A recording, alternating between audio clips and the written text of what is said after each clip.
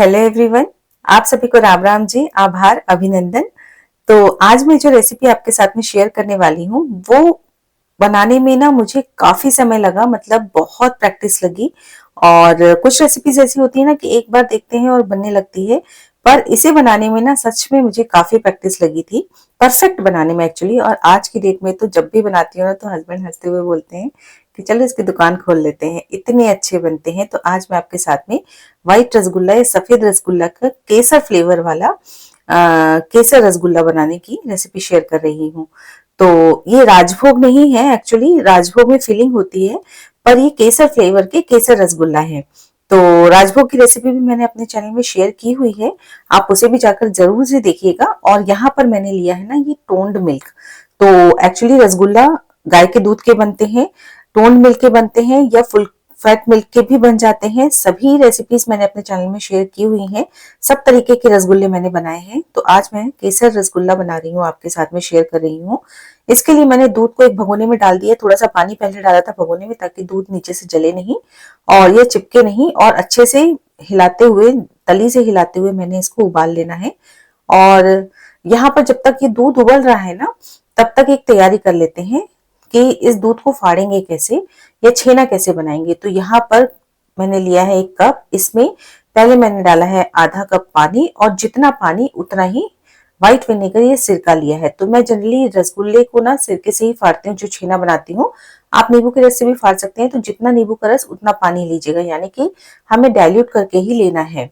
और अगर बिल्कुल डायरेक्ट डाल देंगे ना सिरके को, तो वो एकदम से सख्त छेना बनकर तैयार होगा। और यहाँ पर ये देखिए दूध में उबाल आ चुका है। दूध में जैसे ही उबाल आ जाएगा ना, मैंने गैस को बंद कर देना है और इसको कम से कम 10 से 15 मिनट तक दूध को लगातार चलाते हुए ठंडा करना है। चलाते जरूर रहिएगा, वरना ऊपर ना मलाई की पपड़ी बन जाएगी तो छेना परफेक्ट नहीं बनेगा। तो ये मैं दूध को चलाते चली जा रही हूँ, ठंडा कर ले रही हूँ। और अगर आपका दूधिया का दूध है ना तो उसको उबलने दीजिएगा, मतलब कम से कम उबाल आने के बाद 5 से 7 मिनट उबलने दीजिएगा ताकि उसके जर्म्स खत्म हो जाए। तो मेरा तो पैकेट वाला दूध था, तो मैंने इमीडिएट उबाल आने के बाद में बंद कर दिया था। अब जब ये 15 मिनट या 20 मिनट तक ठंडा हो गया, तब देखिए मैं इस तरीके से इसमें सिरका वाला पानी डालती चली जा रही हूँ और एक हाथ से हिलाते चली जा रही हूँ, जिससे कि छेना बनकर तैयार हो जाए। इकट्ठा नहीं डालना है, थोड़ा थोड़ा करके डालना है। और जैसे ही फटने लगेगा ना, उसके बाद हमें इसमें सिरके का पानी डालना बंद कर देना है।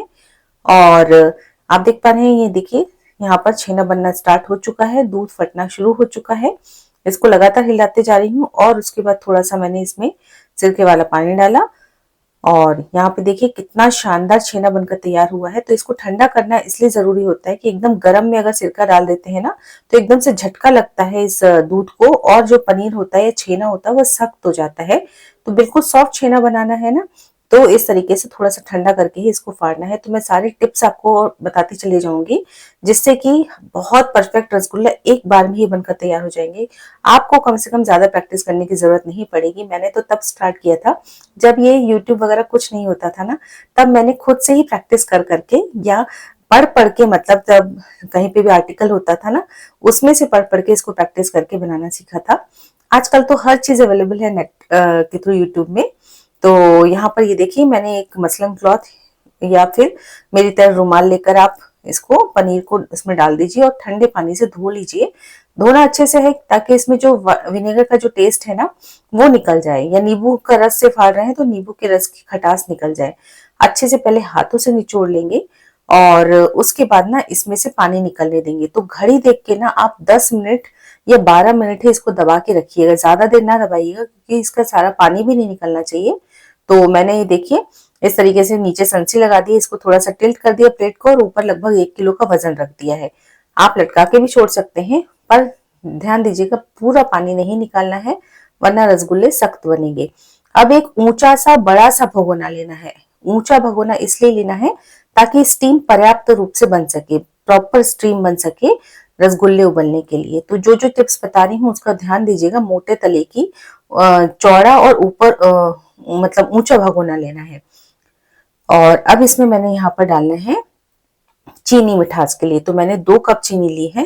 तो मैं यहाँ पे चूंकि 2 लीटर दूध का बना रही हूँ ना रसगुल्ला, तो मैंने यहाँ पर 2 कप चीनी ली है।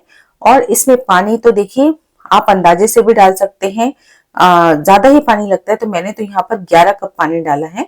आप 12-13 कप भी डाल सकते हैं और 9-10 कप भी डाल सकते हैं, पर इतना डालिएगा ना कि अच्छे से डाइल्यूट होना चाहिए ये मिश्रण, या जो शीरा या चाशनी बना रहे हैं बिल्कुल ढीली, बिल्कुल पतली वाली चाशनी चाहिए, पानी जैसी। क्योंकि इसमें जितना ये पानी वाली चाशनी होगी ना, उतना ही ज्यादा रसगुल्ला इसमें फूलेगा।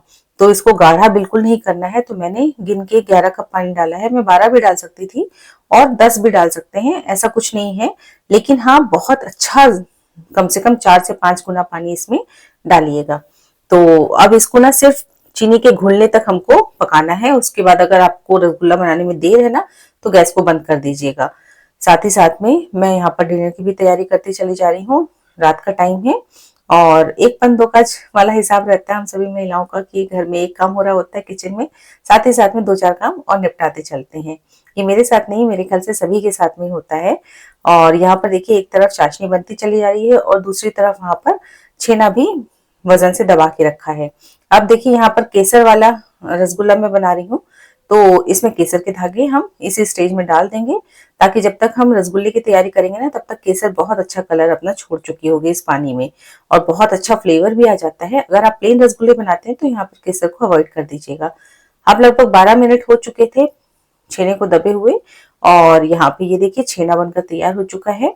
बहुत शानदार छेना घर पर बन जाता है, और रसगुल्ले तो मार्केट से लाने की जरूरत ही नहीं है। त्योहारों पर तो वैसे भी बहुत मिलावट वाली चीजें मिलती है मार्केट में, तो घर में बनाइए और घर में सभी लोगों को सेहतमंद चीजें प्रोवाइड कीजिए, बना बना कर खिलाइए। तो यहाँ पर ये देखिए, ये छेना अभी बहुत क्रम्बल छेना है, बिल्कुल दानेदार आपको दिख रहा होगा। और इसको ना हमको स्मूथ करना है, चिकना बनाना है। तो ये हथेलियों की मदद से इसको भी घड़ी देख के आप 8 से 10 मिनट तक इस तरह से मसलिए, हथेली की मदद से मसलिए। तो अभी देखिए, पूरा बिखरा बिखरा सा छेना है। जैसे जैसे मसलते जाएंगे ना, वो इकट्ठा होता चला जाएगा और एक डो का फॉर्म ले लेगा। तो ये प्रोसेस भी करना जरूरी है। तो सब चीजें ना घड़ी देख के करिएगा ना, तो बिल्कुल मतलब बिगड़ने का कोई चांस ही नहीं रहेगा। तो मैंने इसको 8 से 10 मिनट तक अच्छे तरीके से मसल लेना है। और मसलते मसलते आप देखेंगे कि 8 से 10 मिनट के बाद ये छेना इकट्ठा हो जाएगा, चिकना हो जाएगा, और ये साथ ही साथ में हाथों में घी उतरने लगेगा। तो देख पा रहे हैं आप, यहाँ पर ये छेना बहुत अच्छे तरीके से इकट्ठा होना शुरू हो गया है, थाली में बिल्कुल भी नहीं चिपक रहा है। और हाँ, छेना इस तरीके का बनना चाहिए कि थाली में नहीं चिपकना चाहिए, ना ही हाथों में चिपकना चाहिए। तो ये देखिए, थाली अच्छे तरीके से साफ हो चुकी है, छेना एक साथ सिमट चुका है, हाथों में भी घी उतर के आ चुका है, मतलब ये प्रोसेस कंप्लीट हो चुकी है। अच्छे तरीके से इसको मैंने मसल लिया है और ये छेने का डो बनकर तैयार हो चुका है। बस इससे फटाफट से हमें रसगुल्ले बना लेने हैं। तो जितने बड़े रसगुल्ले बनाने हैं उतना बड़ा इसका डो लेंगे। अच्छे से पहले हाथों में फिर से इसको मसलेंगे और बस एक गोलाकार ले लेंगे। अगर कहीं पे भी क्रैक आ रहा है ना, तो उसको फिंगर से पिंच करके उस क्रैक्स को जरूर से हटा लीजिएगा। क्रैक्स नहीं होना चाहिए, बिल्कुल स्मूथ रसगुल्ले बनाकर तैयार करने हैं। तो ये देखिए, एक रसगुल्ला बन चुका है। और अच्छा, ये जो रसगुल्ले बना रहे हैं ना, ये बनने के बाद डबल साइज के हो जाएंगे। तो जितनी साइज आपको चाहिए ना, उसका हाफ ही रसगुल्ला बनाइएगा यहाँ पर, क्योंकि फूलने के बाद वो डबल हो जाने वाले हैं। ये देखिए, इस तरीके से फिंगर से पिंच करते जाना है जहां पर भी क्रैक्स आते हैं। और क्रैक्स वाले रसगुल्ले अगर आप बना के डाल देंगे ना चाशनी में, तो वो एकदम से पूरे फट जाएंगे। इस बात का ध्यान दीजिएगा। तो ये छोटी छोटी सी बातें हैं ना, रसगुल्ले बनाने में अगर ध्यान देते जाएंगे ना, तो बिल्कुल भी नहीं बिगड़ते, ना ही खराब होते हैं, ना ही सख्त बनते हैं, ना ही बिखरते हैं। छेना बनाने के ऊपर रहता है कि अगर ढीला छेना बन गया ना, तो रसगुल्ले चपटे बन जाते हैं या तो फिर बिखर जाते हैं चाशनी में जाके। एक एक छोटी छोटी सी बात का ध्यान रखेंगे तो बहुत परफेक्ट रसगुल्ले बनकर तैयार हो जाते हैं। और त्योहारों पे तो इस तरीके की मिठाई हो तो फिर तो क्या ही कहना, बिना त्योहारों के भी इसे बनाइए, बहुत अच्छे, बहुत टेस्टी लगते, घर की प्योर मिठाई। और ये देखिए, कितने शानदार रसगुल्ले बनकर तैयार हो चुके हैं, बहुत अच्छे बनकर तैयार हुए हैं। अब यहाँ पर ये देखिए, चाशनी अच्छे से बन चुकी है, पर इसमें उबाल नहीं आया। अब आगे की चीज भी ध्यान से सुनिएगा। इसमें तेज आंच पे अच्छे से उबाल आने देंगे और हाई फ्लेम पर ही पूरे रसगुल्ले बनकर तैयार होंगे। और एक एक करके रसगुल्ला डालना है, इकट्ठे डाल देंगे ना तो इसका टेम्परेचर डाउन हो जाएगा। तो टेम्परेचर को डाउन नहीं होने देना है, टेम्परेचर को बरकरार रखते हुए एक एक रसगुल्ला डालना है, फिर थोड़ा सा रुकना है ताकि फिर से उबाल बना रहे, फिर दूसरा रसगुल्ला डालना है। इस तरीके से सारे रसगुल्ले मैं एक एक करके डालते चली जा रही हूँ। और फ्लेम को मैंने हाई ही रखा है, पूरे के पूरे रसगुल्ले हाई फ्लेम पर ही बनेंगे। और जो हलवाई लोग रहते हैं ना, इस स्टेज के में ये इस रसगुल्ले डालने के पहले ना इसमें रीठे का पानी डाल देते हैं, रीठा भिगो के रख देते हैं, जिससे कि बहुत झाग पैदा हो जाता है, झाग आ जाता है इस पानी में, और उस झाग में ही ये रसगुल्ले पकते हैं, अच्छे से फूलते हैं। पर घर में हम लोग हमेशा रीठा नहीं इस्तेमाल कर सकते ना, तो इसलिए ऊंचा भगोना लिया है मैंने ताकि स्टीम प्रॉपर बने। अब 5 मिनट तक मैंने इसको उबाल लिया है बिना ढक्कन के, ताकि ये देखने के लिए कि रसगुल्ले फट तो नहीं रहे हैं। और 5 मिनट बाद मैंने ढक्कन को लगा दिया है, फिर 5 मिनट तक ढक्कन को ढक के मैं पकाने वाली हूँ। फिर 5 मिनट हो चुके, ढक्कन को हटाया और ये देखिए कितने बढ़िया बड़े रसगुल्ले बनकर तैयार हो चुके हैं। अब किसी छोटी सी स्पून के पिछले हिस्से से धीरे धीरे से टच करते जाएंगे, इसको थोड़ा सा अलट पलट करते जाएंगे। बिल्कुल एकदम से बड़े स्पैचुला से ना हिलाइएगा, छोटी सी पतली चम्मच से ही इसको हिलाइएगा ताकि ये कहीं से टूटे नहीं। लेकिन देखिए रसगुल्ले कितने अच्छे से बनकर तैयार हो रहे हैं। तो फिर खुले ढक्कन से भी मैंने 3-4 मिनट पका लिया, फिर ढक्कन को ढक दिया है, फिर 5 मिनट ढक्कन को ढक के पकाएंगे। यही प्रोसेस ना रिपीट करते जाएंगे 17 से 20 मिनट तक। और ये डिपेंड करता है कि आप कितने रसगुल्ले बना रहे हैं। अगर कम रसगुल्ले हैं ना तो वो 15 मिनट में भी बन जाएंगे, ज्यादा है तो वो 20 से 22 मिनट भी लग सकते हैं। और लगभग मेरे को ये रसगुल्ले बनाने में लगभग 19 मिनट लगे थे। और ये देखिए रसगुल्ले बनकर तैयार हो चुके हैं। रसगुल्ले बनने का इंडिकेशन ये होता है ना कि रसगुल्ले अच्छे से पानी में 3/4 हिस्सा डूब जाते हैं चाशनी में, और बस ऊपर ऊपर से 1/4 हिस्सा वो ऊपर की तरफ दिखते रहते हैं खुले में, बाकी पूरा हिस्सा इनका डूबा रहता है। यानी कि रसगुल्ले हमारे परफेक्ट बनकर तैयार हो चुके हैं। देखिए कितने गोल मटोल रसगुल्ले बने हैं, बहुत ही शानदार। तो ये हमारे केसरिया रसगुल्ले बनकर तैयार हो चुके हैं। और बस ये प्रोसेस कंप्लीट हो चुकी है, गैस को ऑफ कर देंगे। और ये देखिए अब गैस ऑफ होने के बाद आप अच्छे तरीके से देख पा रहे होंगे कि पूरे के पूरे चाशनी में डूबे हुए हैं, सिर्फ थोड़ा थोड़ा सा 1/4 हिस्सा मुंह का इनका ऊपर निकला दिख रहा है, मतलब ये प्रॉपर तरीके से पक चुके हैं। और बस अब इसको हम ढक देंगे और ठंडा होने देंगे थोड़ा सा। और ठंडा होने के बाद इसको एक मैं दूसरे बोल में शिफ्ट करने वाली हूँ, क्योंकि इनको ठंडे ठंडा सर्व करने के लिए भाई फ्रिज में तो रखना पड़ेगा। तो रात का टाइम है, इसको मैंने पहले बाहर ठंडा कर लिया, उसके बाद बोल में ट्रांसफर किया और इसको मैं रात भर के लिए फ्रिज में रखने वाली हूँ, जिससे कि सुबह सुबह बिल्कुल ठंडे ठंडे रसगुल्ले बनकर तैयार हो जाएं। तो बस इसको मैं फ्रिज में रख देने वाली हूँ और मिलती हूँ आपसे नेक्स्ट मॉर्निंग में। और नेक्स्ट मॉर्निंग में ये देखिए हमारे केसरी रसगुल्ले बनकर तैयार हो चुके हैं, बहुत शानदार, बहुत टेस्टी। भोग के लिए मैंने पहले ही इसमें से निकाल दिए हैं और बस इसमें से 2 वापस निकल चुके हैं खाने के लिए। मतलब ये चीजें घर में बनती हैं और सफा चट होने लगती हैं, पर जितने बच्चे हैं वो आपको मैं दिखा रही हूँ।